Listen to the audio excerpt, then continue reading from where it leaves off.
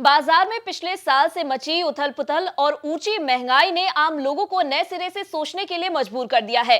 इस बात पर सोचने के लिए कि अब ऐसे हालात में पैसा आखिर लगाया कहाँ जाए। बाजार में वैसा रिटर्न मिल नहीं रहा और गुजरे वर्षों में फिक्स्ड इनकम साधनों में ब्याज कम हुआ है, लेकिन पिछले साल से हालात बदले हैं।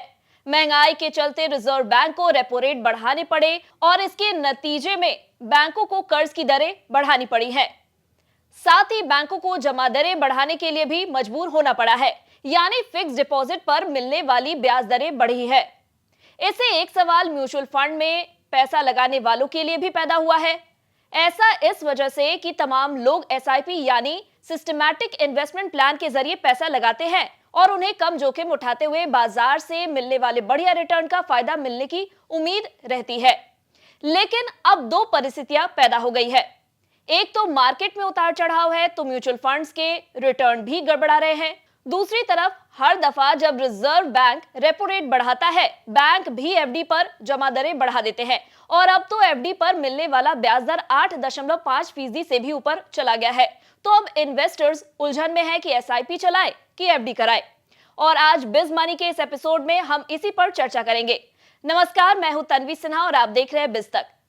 यहाँ ये भी देखेंगे दोनों में क्या फायदे हैं और क्या नुकसान है। अब सबसे पहले रिटर्न की बात कर लेते हैं।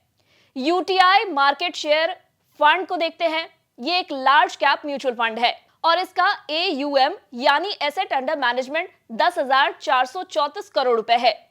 इसका एक्सपेंस रेशियो 0.97% है, जो कि ज्यादातर लार्ज कैप फंड्स के आसपास ही है। अब अगर आपने एक साल पहले इसमें 10,000 रुपए की एसआईपी शुरू की होती तो इसका कुल इन्वेस्टमेंट 1,20,000 रुपए होता। इस फंड ने एक साल की अवधि में 3.24% रिटर्न दिया है, यानी एक साल में आपका पैसा बढ़कर 1,24,000 रुपए हो जाता। इस फंड में आपको 3,888 रुपए बतौर प्रॉफिट मिलता। ये रिटर्न हमने 15 फरवरी 2023 के एनएवी के हिसाब से कैलकुलेट किए हैं।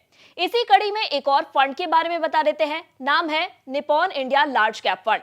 हम इसके डायरेक्ट प्लान की बात कर रहे हैं। यह भी एक लार्ज कैप फंड है और इसका एयूएम 12,536 करोड़ रुपए है। इसमें आपकी 10,000 रुपए महीने की एसआईपी से एक साल में जमा होते 1,20,000 रुपए और इसका प्रॉफिट होता 10,543 रुपए, यानी आपके इन्वेस्टमेंट की मौजूदा वैल्यू होती 1,31,000 रुपए। इस फंड ने 8.79% का बढ़िया रिटर्न एक साल की अवधि में दिया है। इसी तरह से एचडीएफसी टॉप 100 फंड का एयूएम 22,428 करोड़ रुपए है। इसमें 10,000 रुपए की एसआईपी में एक साल में 8.12% का रिटर्न मिलता है और आपका लगाया पैसा 1,30,000 रुपए हो गया होता। इस पर 9,739 रुपए का प्रॉफिट मिलता। अगर आप एक साल की अवधि में लार्ज कैप कैटेगरी का एवरेज रिटर्न देखेंगे तो ये 4.67% रहा है। इस हिसाब से आपके एसआईपी के जरिए जमा किए गए 1,20,000 रुपए 1,26,000 रुपए हो जाते और इस पर आपको 5,601 रुपए का प्रॉफिट होता। यहाँ हमने लार्ज कैप को इस वजह से चुना है क्योंकि ये दूसरे फंड्स के मुकाबले ज्यादा सुरक्षित माने जाते हैं। अब फिक्स डिपॉजिट की बात कर लेते हैं। इसमें पहला फायदा तो ये है कि आपका पैसा पूरी तरह से सेफ रहता है। रिटर्न की बात करें तो ज्यादातर बैंक एफडी पर फिलहाल 5 से 8% की रेंज में ब्याज ऑफर कर रहे हैं। कुछ स्मॉल फाइनेंस बैंक तो 9% तक ब्याज दर दे रहे हैं एफडी पर।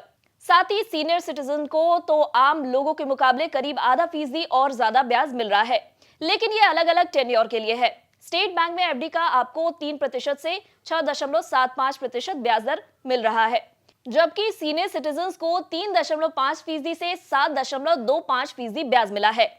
एचडीएफसी बैंक की एफडी पर आपको 3% से 7% तक रिटर्न मिल रहा है, जबकि सीनियर सिटीजन्स को इनमें मिलने वाला ब्याज 3.5% से 7.75% तक है। आईसीआईसीआई बैंक में 3% से 7.9% ब्याज मिला है। सीनियर सिटीजन्स को बैंक 3.50% से 7.5% ब्याज दे रहा है। यही नहीं, एफडी में आपको कोई एक्सपेंस रेशियो नहीं देना पड़ता, यानी एफडी में आपको इस चीज का फायदा होता है। एफडी और एसआईपी में एक फर्क इस बात का भी है कि फिक्स डिपॉजिट में आपको कितना रिटर्न मिलना है ये आपको पहले से पता नहीं होता है। दूसरी तरफ एसआईपी में आपका रिटर्न तय नहीं होता है, ये फंड के परफॉर्मेंस पर डिपेंड करता है। हालांकि म्यूचुअल फंड एसआईपी में आपको ये सहूलियत होती है कि आप जब चाहे पैसा विड्रॉ कर सकते हैं। दूसरी ओर एफडी को मैच्योरिटी से पहले तोड़ने पर आपको पेनल्टी देनी पड़ती है। तो ये था एसआईपी और एफडी के बीच कंपैरिजन। दोनों के अपने अपने फायदे, अपने अपने नुकसान हैं। ब्याज दरों का साइकिल बदलने के बाद से ये बात जरूर है कि एफडी अब इन्वेस्टमेंट के लिए कहीं ज्यादा अट्रैक्टिव हो गई है। साथ ही अभी आप ऊंचे रेट्स पर एफडी को लॉक कर सकते हैं। अगर आपको हमारे बिज मनी के इस एपिसोड में दी गई जानकारी पसंद आई हो तो इसे लाइक और शेयर जरूर करें। साथ ही बिजनेस जगत की खबरों से अपडेटेड रहने के लिए बने रहे हमारे साथ और देखते रहे बिज तक।